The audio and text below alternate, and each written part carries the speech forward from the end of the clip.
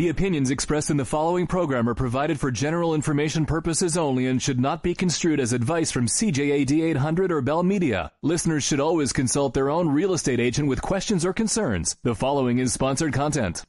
The Real Estate Show on CJAD 800. Your real estate and mortgaging questions answered with Chantal Desjardins and Terry Kalakos. Neither of whom are here today.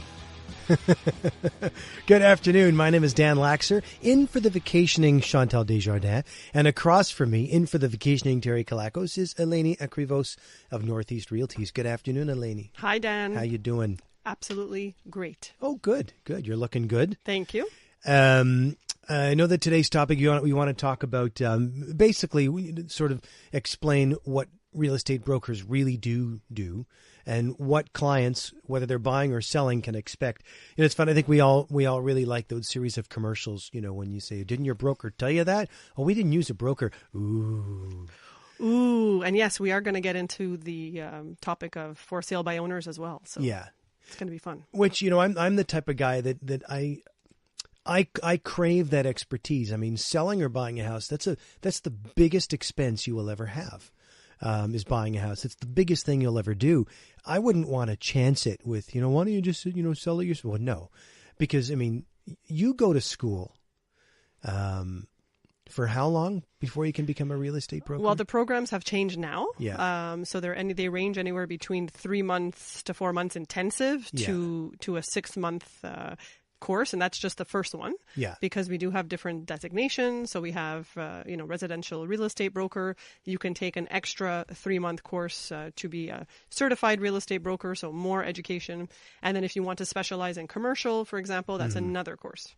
Or now, mortgages, for example. The exam is what? It takes 7 years? No, I mean, it's a pretty intense exam, and it's not multiple choice. It's all written, essay questions kind of thing. And it's, we're governed by the OSIC, right? Yeah. That's the governing body that basically is there to protect the public. Yeah. And so they govern our license, but they're not actually there for us per se. They're there to protect the public and make sure that brokers are doing, their due diligence and their proper job when it comes to clients. Yeah, absolutely. Yeah. The reason I say that I crave that expertise is because you need to know like lawyery stuff. That's really, really, you know what I mean? Like, that's one of the classes is real estate law. So yes, we do. Yeah. And that's the interesting thing about the real estate industry or the profession is that we do touch a little bit of everything. So if you look at the curriculum, I'm actually teaching right now at the College of LaSalle. So I'm more kind of in tune with that right now. So there's real estate law, there's real estate financing, there's a class on architecture, there's a class on sales and management. So it touches a little bit of everything. Yeah. So I think it's foolhardy, if someone walks by, you see a house, hey buddy, how much you want for the house? What? How much you got on you right now? Yeah. Right? And no, you have to know your stuff. But what I mean is you have to know your stuff is you have to have somebody like Eleni on hand or a professional who's helping you along. So we talk about you talked about some of the stuff that you have to learn, what are the things that a client has to know going in to an arrangement with a broker? You know what? The list is endless, honestly. And so, I mean, on the show, obviously, we try to educate people a lot about not only the market. That's why we chose to do a show today really about the industry and the process of when you're buying and selling with a real estate broker, what should occur, okay? So at the base level, okay, before we get into buying and selling and the process and what could happen, and, we're going to get into marketing, we're going to get into collaboration, which is super important, and a lot of clients don't even know what that is. What is collaboration? Yeah. But before all of that can happen, again, I mentioned the OSIC. We're governed by the OSIC. We have the Canadian Real Estate Association, which gives us our code of ethics. We have something called the REBA, which is the Real Estate Brokerage Act. Yeah. And so we're governed by our ethical, basically, duties and obligations, okay? And so that's the base, okay? So the base is that we're supposed to be transparent as real estate brokers with the parties that we're representing and all the people that we're working with. So there's transparency. We have an obligation to verify all information that we're giving out. So, for example, if somebody we're giving out information on a property, whether it's measurements, taxes, every information that we give out has to be diligently verified before. So we're obligated to do that. I mentioned honesty. So honesty, acting in honesty and good faith, loyalty within our representations. So it has to do a lot with who are we representing. If I'm representing the buyer, I'm going to have certain obligations on my contract with the buyer. And if I'm representing the seller, I'm going to have certain obligations representing the seller. Okay. So we have that. And then we have I can't go through the whole Real Estate Brokerage Act. No, and, of course, and by the way, this is all online and people can read it if they'd like to. If, my real estate law students are listening, isn't this required listening? Yeah, it's pages of reading. So, Yeah. I mean, the last thing is really, like I said, collaboration between brokers. And so a lot of the public don't understand that real estate brokers, it's a very interesting thing in our profession that we compete against each other in one way to obtain, listings for sale, to obtain clientele. At one point, once we obtain the listing for sale, we actually need the collaboration of other real estate brokers to come and, bring qualified buyers so we can make a transaction happen. Because the statistics show that, approximately about 90%, if not more, of transactions happen with two parties that are represented. Okay. And so let me explain that. So you have a buyer represented with one real estate broker, and then you have the seller represented by their respective real estate broker. And so typically, again, 90% of transactions will happen where you have two parties and both are represented by their own broker. In order for the sale to happen and for both parties to be happy, there needs to be a collaboration between those two brokers. So maybe those two brokers competed to get that actual listing or to get that one client. But at the end of the day, they're actually going to be working together. It doesn't matter what agency they're from, what their office is. All real estate brokers in Quebec collaborate together. They work together, bringing a buyer and a seller, to create a transaction. Absolutely. I want to ask you a little bit more about that, but I want to throw the numbers out there. If you have any questions or concerns, you want to share your experiences, both working with the broker and experiences working without, 514-790-0800, Star Talk on Bell Mobility. And you can also text us to 514-800. And just want to look ahead. I know after the news, you have a colleague who's going to join us on the real estate phones to talk about collaboration. Who's going to be talking with us? Yeah, we're going to talk to George Bardagi, and he's the owner of Remax du Quartier. And he's launched a very cool initiative on Facebook about, I think it was the 5th of November. Okay. And he wants to basically honor the collaboration of real estate brokers, as well as our clients and partners, because again, this is the type of profession where we actually need the collaboration of our clients. Yeah. We also collaborate with other partners, for example, notaries, inspectors and such, which we're going to get into, and the collaboration of other real estate brokers to help, help make deals happen. So he's just launched this initiative, which I saw on Facebook and I thought was really interesting. It's gonna happen December 5th. He's gonna try to make it an annual thing, and so I just wanted to have him on so he can explain to everybody what that's about. Okay, it's going to be interesting to find out a little more about that, because I wonder. I wasn't, when we bought our first house. I wasn't worried about it. I trusted the people we were working with, but I wonder if there are particularly buyers who might wonder, hey, are these two brokers in cahoots? Are they working in our best interest or their own best interests? And really, because of all the things that you're governed by, you have to work in your client's best interest. You have no choice. You said it. You actually said one important word, which I always say to my brokers, and I also talk with my clients about. It's the big T. It's trust. And so that's the basis of our relationships with our clients. And so if we don't have that trust with our buyers, it is going to be difficult. And I have seen situations and heard, complaints, if you will, from buyers saying, well, how do I know, that the broker's telling me the truth? And I'll give you an example. Right now, we're in multiple offer situations very often, okay, because of the way that the market has turned into a seller's market. And I've even had my brokers call me and ask this question. So, for example, you're working with a buyer, or you're a buyer working with a broker, and you've just visited a house, you like it, you'd like to put in an offer, you're thinking about it, taking your time, and then you get a call, and your broker says, well, the listing broker has advised me that you know what, there's another offer coming in. And Yeah. so a lot of the buyers will say, well, how do I know that that's the truth? How do I know that the other broker is not just saying that? Okay. And so what I answer to that is that, well, first of all, we're supposed to be honest. And so there's no reason why the other broker would say that.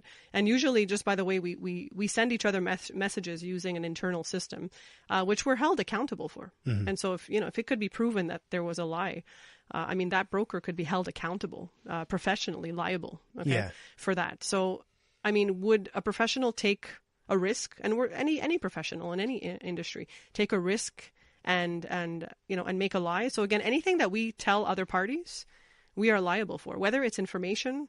Now, we're not allowed to divulge personal information that may harm the person we're representing. Okay. So if I'm representing a seller, I can't, for example, say what the offer is. I can tell you, I can collaborate with you and say, you know what, we're getting another offer. But you can suggest, here's what you should come in at, because... Well, we can talk about, the market and how we price the house. But just to give you an example, again, if you're a buyer and you're shopping around and your buyer says, well, I got a message from the other broker telling me that an offer is coming in. That's because he's doing his job. He's telling you, listen, if you're interested and you really like this house and you don't want to lose it, put in your offer as well. All right.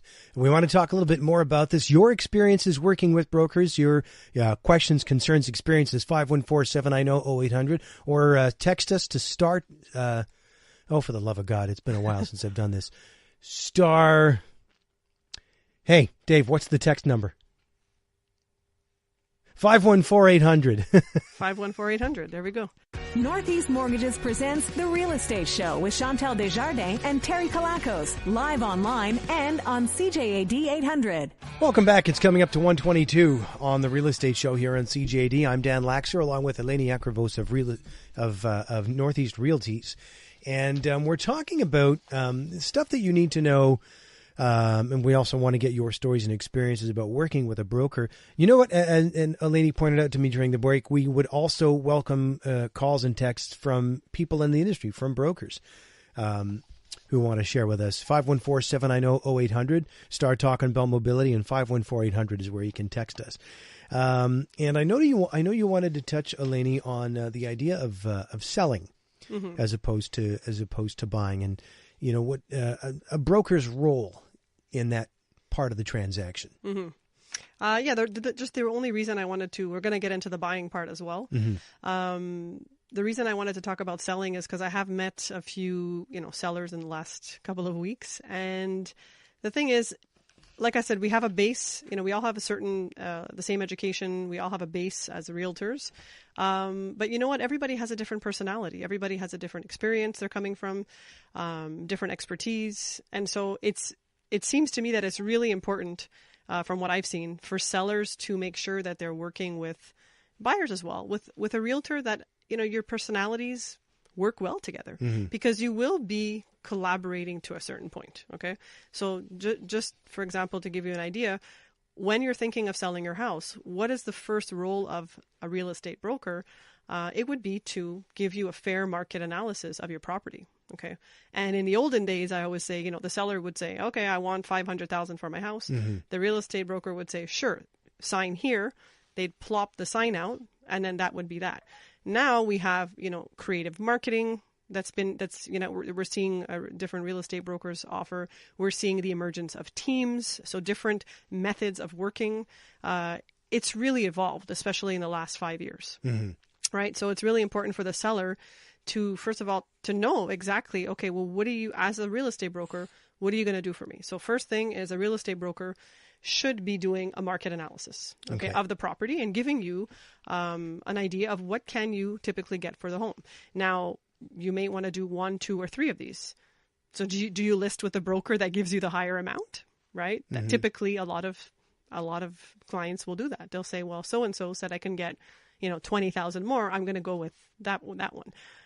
But there's so much more to consider, right? Yeah. And so then we're going to get into strategy. What is the real estate broker going to do in terms of services? And one of the main complaints I hear a lot of, from either for people who decided to go sell on their own or expired listings is, well, you know what? I had it listed with a broker, and once I listed and signed the contract, I didn't see them. They never showed up for visits. They were never around. I didn't hear from them. I didn't get any communication from them. People would visit. I never heard anything. So there's a lot to say for service right now. Yeah. And so what I'm seeing is my colleagues that are doing well in the industry are offering value. They're offering service.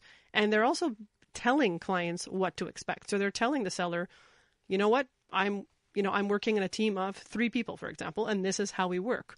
We will be there, for example, for the visits. That's a number one complaint that sellers have is, and again, it's because they assume I'm going to list my house with a real estate broker. Yeah. I'm not going to be taking care of the visits. I'm not going to open the door and again, typically speaking, a lot of real estate brokers work like this. They ask their seller to open the door for the visit. So I'm not putting down any real estate broker and how people work. But there's definitely a trend where sellers are expecting more. So make sure you know what your broker is going to be doing exactly. Are they going to be there to open the door? Is their assistant going to be there to open the door if it's a team model, for example? Right. What's going to happen when the house hits the market? Who's going to answer the calls? Who's going to make the visits? Who's going to do the open houses? How many open houses will there be?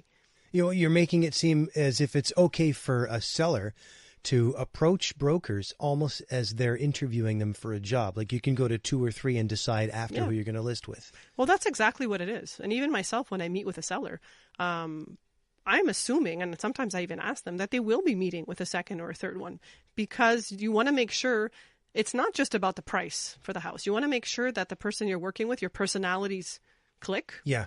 Okay. You want to make sure that the communication is there and you know exactly what the real estate broker is doing. So, for example, if you're a seller and you want to sell at top dollar, but you also you need to be out of the house as quick as possible. Well, you need to work with a broker who's going to strategize that with you and work alongside with your goals. Real quick question before we go to break. Yeah. After you sign with a selling broker, if you are not happy, can you fire that guy? That's a great question. Well, according to your contract, basically, you have 3 days, which is a right to cancel your contract within 3 days if you do change your mind, because sometimes you have what's called, remorse. But beyond that, if you're like, geez, he's never here, I never hear from him. Yeah. Can you call the agency and say, listen, we got to move on? Yeah, you can. I mean, some brokers will put in their contract that the contract is irrevocable. Okay. And so that means that the seller cannot cancel their contract. A lot of brokers I know, they don't even put that in there because, again, going on the point of collaboration, if I'm selling your property and I'm doing my best and for some reason you're not satisfied, right, after 3-4 months, whatever the case may be, and you're really, not satisfied and you don't want to work with me anymore, do I really want to continue representing you, right? So there's that question. So yes, to a certain extent, it's a service contract that we have. Yeah. It's a service that we offer. And so the customer, of course, the customer is always right. The customer has to be happy. And so yes, the seller may cancel their contract. May summarily dismiss the broker. Yeah. Okay. After the break, we're going to get George Bardaghi, certified real estate broker with RE/MAX Ducati, on the line. We'll talk about collaboration between brokers and any of your calls and questions here on The Real Estate Show with Eleni Akrivos and me, Dan Laxer. You're tuned in to The Real Estate Show on CJAD 800 with Chantal Desjardins and Terry Kalakos. Welcome back. It's coming up to 1:37, Real Estate Show with me, Dan Laxer, in for Chantal, and of course Eleni Akrivos in for Terry Kalakos. And we're talking about the idea of not just what you can expect from your broker, whether you're a seller or a buyer, but how brokers work together, how they collaborate. And with that in mind, we welcome to the show George Bardaghi, who's a certified real estate broker and owner of RE/MAX Ducati. Good afternoon, George. Welcome to CJAD. Good afternoon. Thank you for having me. It's a pleasure.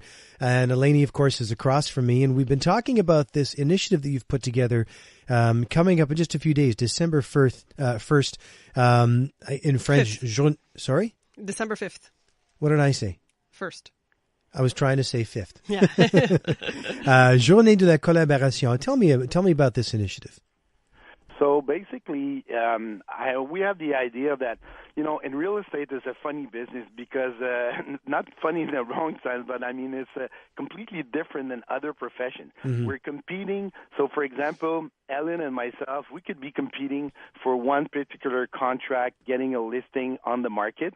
And the minute we either lose or win that contract, the next day we have to start working together in making a deal. So it's very particular to the real estate brokerage industry to basically compete as well as collaborate. And we felt that the Bardagi team that it would be a good idea to get all the leaders involved, other agents from Ontario and the U.S. and obviously from Montreal and Quebec, are basically celebrating that day. So we're creating this collaboration day on the 5th of December. We want to make an annual event just to celebrate something that's very special to our businesses. So, for example, this year, our team decided to honor 5 people. We're going to basically vote for the teammate of the year, which was really, nice to collaborate with somebody within the group, an agent or from the staff that has been great help. We're also celebrating another listing agent. One of our teammates sold a listing from another brokerage altogether, and we're going to honor these people. And another agent that sold one of our listings. We're going to also honor one client and one partner. And so we're going to honor 5 people. And for this purpose, it doesn't matter what agency or company the agent. It doesn't matter. Yeah. Actually, we put on a list of so we reviewed all our sales of 2018. That's why we're doing this in December. So we have a good number of sales that we've done throughout the year. And we're going to identify deals that were tough, and somehow the difference was made by the 2 agents working together instead of competing or, really collaborating. And this is a strength in real estate. When you work in real estate and you give your listing to an agent, you know that this whole group of agents, there's 10,000 of us in Montreal that can bring a buyer and make the deal. And that is so powerful. That is the number one tool for selling homes every year. I imagine it must be kind of real estate must be a lot like hockey. Like you have people you compete with, but at some point, who knows, they might be part of your agency. You might have to work together at some point. Well, it could be, although our team is very stable, but you're right. Eventually, those people we're honoring, we might work together on a full-time basis, but it's not really the important message we have with this day. That right. Day is just to honor somebody. You know what? There's another agent, like we're RE/MAX. The other agent could be Wild Lepage or Sutton, like Capital, depending, it doesn't matter where they work. The important thing is that wherever they are, we're still collaborating on making deals for our respective clients, and that is so powerful. And I believe that it should be cultivated, and doing this with respect with other teammates or other agents from different brokers is the same thing. Respect will bring our profession to the next level. And I think it's good that our listeners are getting a chance to hear about this because, Eleni, you and I were talking about this earlier, that at the end of the day, regardless of how competitive it may seem between brokers, it really is with the client's best interest at heart. Exactly. Like George said, I mean, we want to elevate our industry, want to educate the public and let them know that, you know what, the real estate brokers are working in the best interest of the clients. And in order to make a transaction, both parties have to come together. Both sides have to feel well represented. There has to be a lot of trust. I can't imagine, George, that you've come across any brokers that don't like the idea. No, actually, it was somehow a home run. Like Ellen just mentioned, she's so right. The key word here is trust.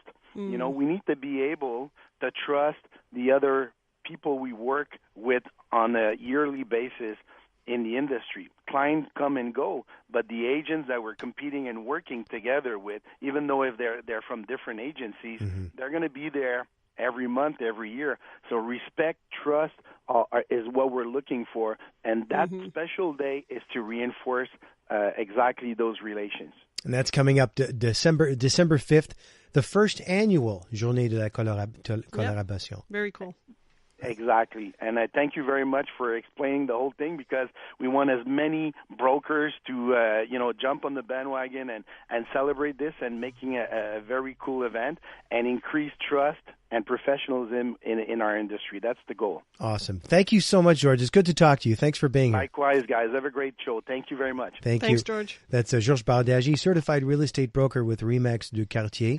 And it's exactly as we were talking about before. But to that point, we got a text earlier from a listener who asked a really interesting question. Why can't a seller engage 2 or more brokers at the same time and let them compete for the services they're supposed to give? And I guess what he means is, or what she means is, if I want to sell my house, I go to 2 brokers and go, okay, here's what I got. The 2 of you fight it out. Let me know which one of you is going to represent me.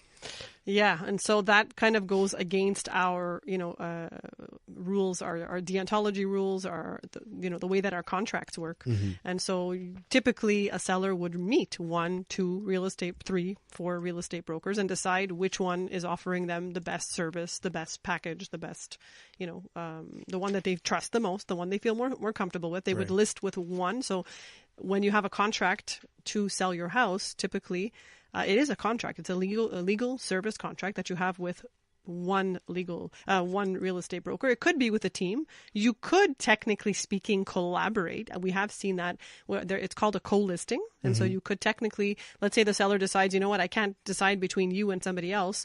Technically speaking, if the brokers are on board, they could collaborate and co-list that. And so you have one contract with 2 brokers. Mm-hmm. Can you have it with 3, 4? I mean, at that point, it's starting to get a little bit complicated. Legally speaking, who's going to get paid, who's representing you, there's all that stuff. Absolutely. Okay.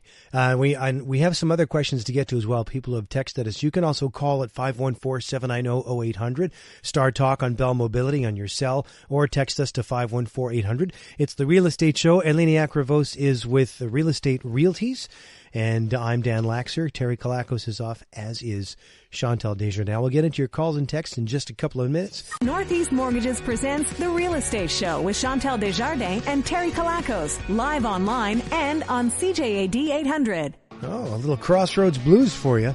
Eric Clapton and Cream. I guess that's for me.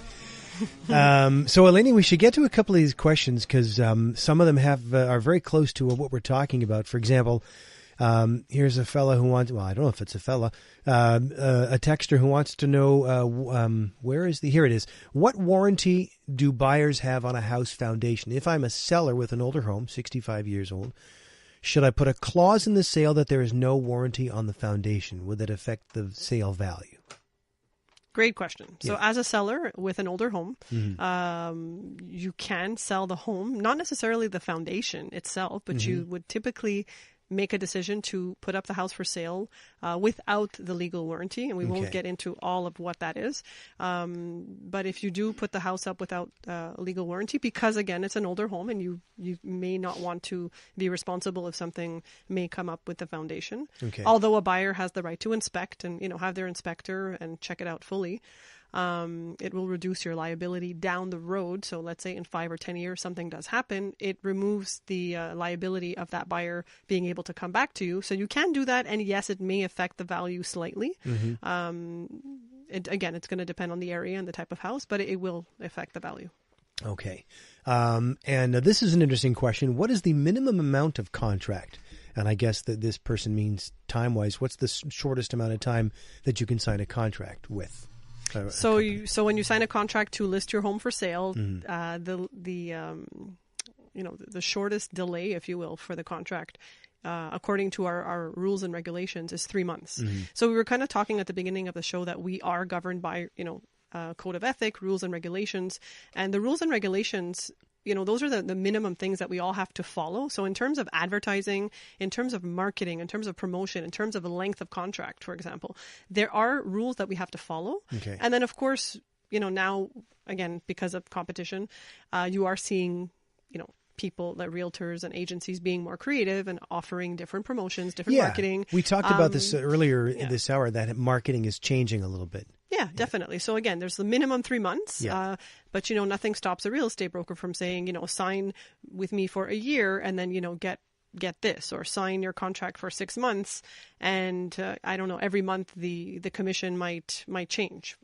For example, like sign for the first 3 months the commission is X amount, and the next 3 months, if it doesn't sell, the commission changes to this amount. So we do have a certain leeway to be creative with our marketing, our contracts, our commission rates, the services we offer. We are seeing, some aggressive tactics from certain real estate brokers, and I actually have clients who sometimes ask me, what's up with that marketing? Like, for example, if, your house doesn't sell, I'll buy it from you if it doesn't sell in 3 months, stuff like that. I mean, which is a neat thing to offer. But as a seller, I would feel a little bit discouraged by that. What do you mean if you can't sell my house?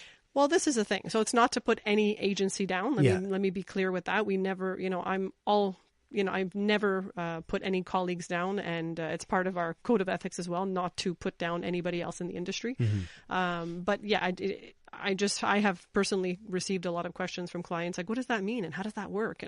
And so I think the only thing is that we have to be careful in our profession to avoid conflict of interest, to avoid confusion, to be transparent, to be loyal and diligent, to be honest.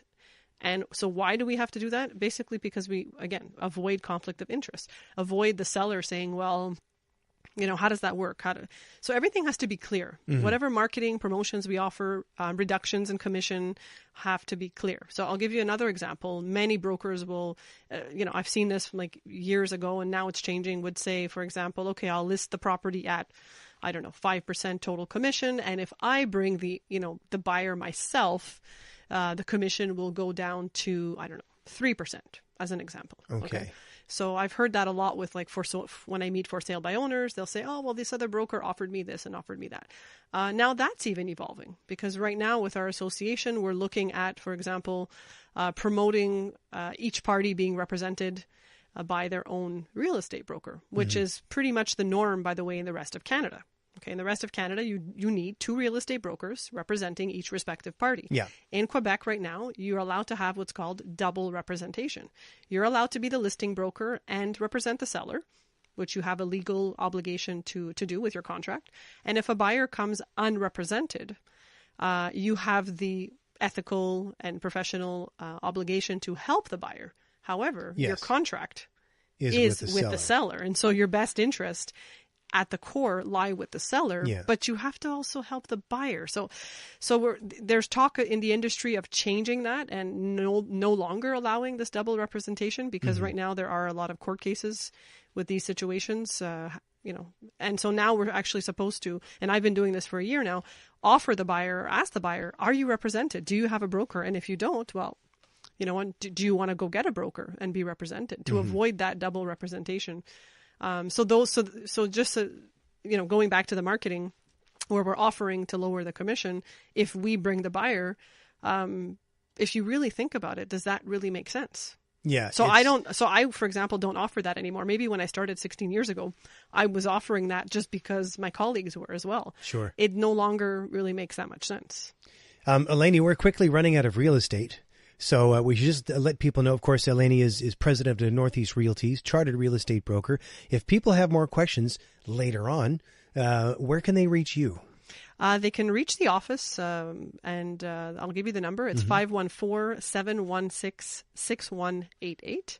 And myself or any one of my brokers we're available to answer questions and, of course, do consultations with buyers and sellers. And we're also, of course, on northeastrealties.ca and on Facebook. Of course. And if if any of your questions that you texted in haven't been answered, that's how you can reach Northeast Realties and Northeast Mortgages. And the show will be back next week as always. Yeah, 1:00 next Sunday. All right. Thank you so much. Thanks, Dan. Eleni Akrivos of Northeast Realties. My name is Dan Laxer. Have a great day. The opinions expressed in the preceding program were provided for general information purposes only and should not be construed as advice from CJAD 800 or Bell Media. Listeners should always consult their own real estate agent with questions or concerns. The preceding was sponsored content.